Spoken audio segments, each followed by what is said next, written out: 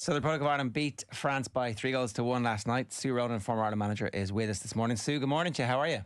Good morning, boys. How are we doing? Yeah, pretty good. Not too often that we get to have one of these conversations where it was a routine 3-1 victory against the second best team in the world. Routine, absolutely. That's what it looked like. Yeah, not often we get to be talking on a high about the women's national team, particularly throughout this campaign. In fairness, they've been playing the best in the world, as we know. But yeah, what a game last night. What a performance. What an atmosphere. Everything around the game was just superb. It's been a tough campaign for the team going through, as I mentioned, against three of the top teams in the world. It's been loss after loss. Hard luck stories, but to finish with a win just before the playoffs, it's exactly what they wanted. There was definitely a feeling early in the game that the way Ireland were pressing, the way they approached the game, the energy they were bringing to things would lead to this being a night that at least had a chance of being a little bit different to the 5 previous games in this group. Did you get that sense as well? Yeah, absolutely. I think, carrying on from the game in Carrow Road against England on Friday night, I think finishing with a goal. I know we lost the game, obviously, but scoring that goal, you saw that it was like a relief, a weight off the shoulders of the players. They'd gone so long, many games, was it 6 games? It was last December, I think, since they scored the last goal. And obviously that weighs on your mind, never mind losing game after game. But you could see the joy and the relief and, like a bit of a weight off the shoulders. And it gave them that extra belief, I think. And then to take it into the final game at home where really they had nothing to lose. They were playing against a French team who'd already won the group. We were assured of that playoff, as we know. So there was sort of that momentum building, and the girls just had that belief. And I think all the learnings they've gained from the campaign so far, it's like they saved that best performance until last. And yeah, it just all came together. The work rate was fantastic, as it has been in fairness throughout the campaign. But we were just on the front foot from the beginning. We defended really well when we had to. We always looked forward. We wanted to play forward all the time. We had chances in the first half, didn't take them. And you're thinking, is this going to be the same as throughout this campaign? When we get those 1 or 2 chances, we're not being clinical enough. But in the second half, the decision making was much better, and we continued the performance from the first half, but this time took the chances and really fully deserved the win. And I think when you look at the French manager shaking hands with Lisa at the end, he acknowledged that himself. He knew we were the better team on the night. I think he acknowledged it as well when he was making those changes in the second half as well, trying to arrest what was happening. Like, I do wonder as well where that belief actually comes from. Is it just a sense that in the camp they know that they've done okay in the previous games where they weren't exactly getting hammered by some of the best teams in the world? There were some periods of some games where they managed to go toe-to-toe with them. Is that where the belief comes from, or what's your theory on that? Yeah, I think so. I think you build up that resilience, from facing that adversity as such and from those setbacks. And you're right, they did well in some games. I mean, they started off the formation. I think when they started off early in the campaign, it was a more defensive. It was a 5-4-1, and let's not get beaten and let's be tight. But we weren't getting up the pitch at all. And there was moments when we all felt they should have maybe advanced a bit higher or been a bit more expansive.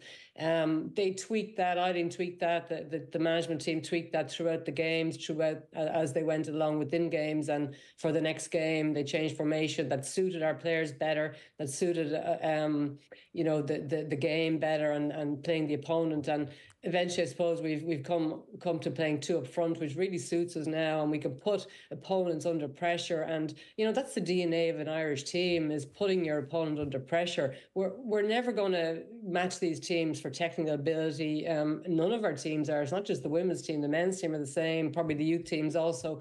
That's just the reality. But our DNA is get in teams' faces, put them under pressure, be tough, be physical, and when you're on the ball, then try and use it well. And I think that sort of evolved, and we nearly stumbled back onto our DNA throughout the campaign, and having the 2 up front really, really unsettled the French early on. I think they couldn't deal with it. They didn't like the physicality. They didn't like being put under pressure. They didn't like players running in behind them, or balls being knocked up in the air, and that knocked them out of their stride. It gave us more confidence. It gave us a bit of momentum. The crowd got behind the team, and it just went on from there. Is that then the template?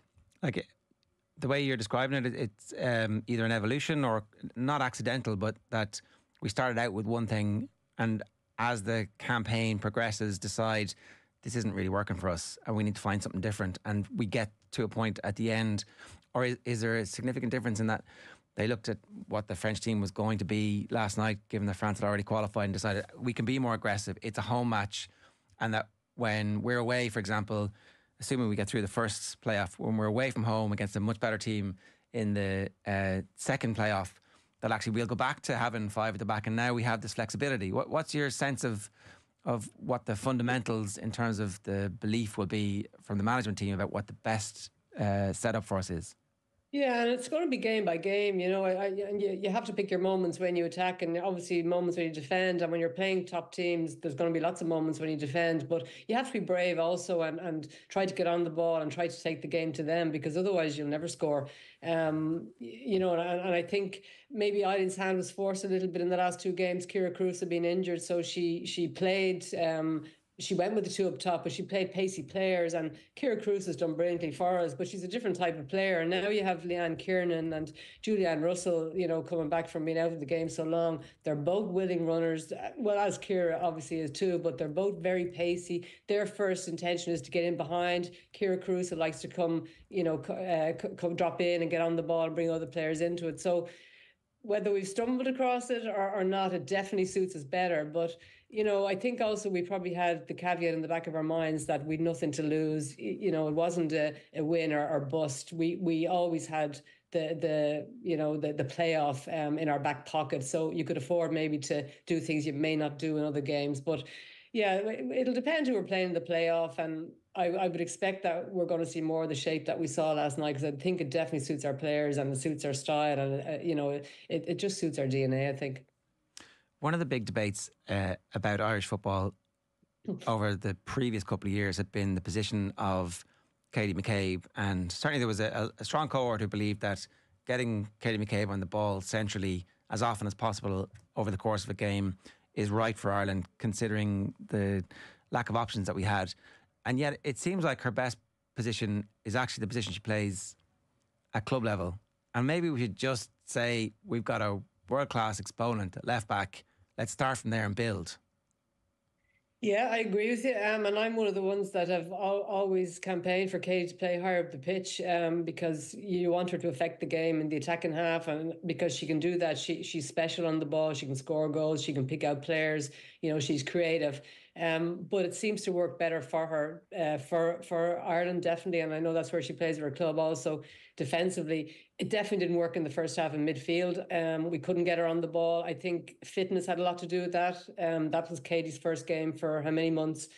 She missed that game on Friday night, where the girls would have been able to get up to the level of an international match again, having not played for so long. Katie didn't have the benefit of that, and you can train all day, but yourself, unless you play a game at that level, it's not the same having that in your legs. So Katie definitely found the first half very tough, and she just couldn't get on the ball, and that's where France are strong as well centrally, so that probably contributed also. But second half, early in the second half, we were getting caught down that side, and defensively she was getting caught. Now she probably wasn't getting protection in front of her, and maybe her positioning was a little bit off. But I think after about 10 or 15 minutes, then we got we got her into a better position. She was more facing onto the ball, and she really was excellent. She contributed greatly on the ball. She picked out players that were running down the wings precisely. They weren't just up and under balls and hope for the best. She was picking out players, and she was starting to dictate play a little bit more, and probably then got up to the pace of the game as well. So yeah, potentially that's her best position. And I think when we have that back 5 as well, any maybe failings in that area defensively, or if she gets caught forward, we have those players that can slot across and cover for that. And you saw Jess Sue doing a lot of recovery runs last night. Julianne Russell at one point was helping out in those wide areas, because that's where France are particularly strong. So maybe we need to put that one to bed and just accept that that's maybe where Katie can affect the game better. But what a player to have, and it's great that we have her playing for us. The Julianne Russell story has obviously been amazing, and she's been the hero of the team for the last couple of games, really. That goal against England was pretty important at the time as well. Is your sense that this could be the first of a number of players who, whilst playing their club football here in Ireland, can actually make a real difference in international football? Because at the same time as this, you've got a cohort of players who are doing so well in the WSL, and it does feel that that's a runaway train that's not going to stop. So at the same time, do you think almost that the domestic football here can keep pace relative to the explosion of what's happening in England? Well, it shows it can be done. Julianne plays our football here, and she was our best player last night. She was probably one of our best players when she came on Friday night. You know, she's come back from 4 years out of the game, having a baby. It's just an amazing story. But Julianne was always a very fit player. She was always, you know, her work rate was always second to none. She always gave you that. Even when back in my time, when the majority of the team were home based, Julianne was probably one of the fittest players you had. And you need that fitness, you need that strength, you need that power, and you need that sharpness that you get from playing at a high level, you know. And I mean, that's why players need to be in a professional environment. And yes, the league is improving here, but it's still not professional. I mean, most of the players, I'm sure, are either working or in college at the same time as training. I don't know what the trainings are, whether they train every day of the week. I would be surprised if they do. I'd say it's probably 3 times a week, maybe in a match. You know, you do need players playing in that professional environment. And you saw it last night. And I think the matches that we've played, you know, where we've been caught out, where we've been caught on the ball is because the pressure we're being put under by our opponent, who are stronger and faster and sharper. And that comes from continually playing in a professional environment. And, you know, that's been our downfall at times.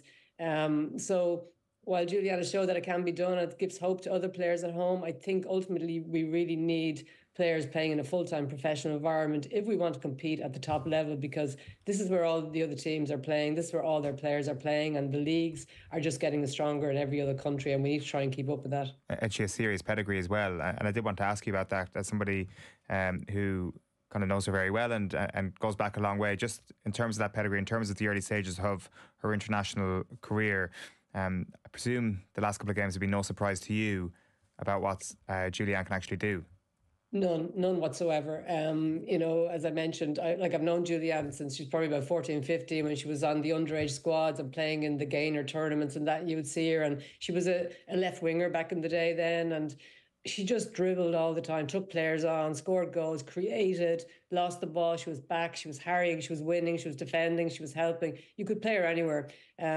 She played wide for me when I had the team, either wide right or wide left. And in those days, believe me, we were doing a lot of defending, and then you were transitioning, and you know, you were probably pumping balls forward into the wing positions to try and get something. And she was up chasing, and she was back covering, and always being fit, always had that huge work ethic. And you know, she's a great player and a great person to have around the camp as well. She's always a lot of fun, and it's great to see her now with her baby there. And I know what joy that's brought to the camp for all the girls. But yeah, she's been a model footballer over the years, she really has, and a credit to herself and an example to any young girl starting the game.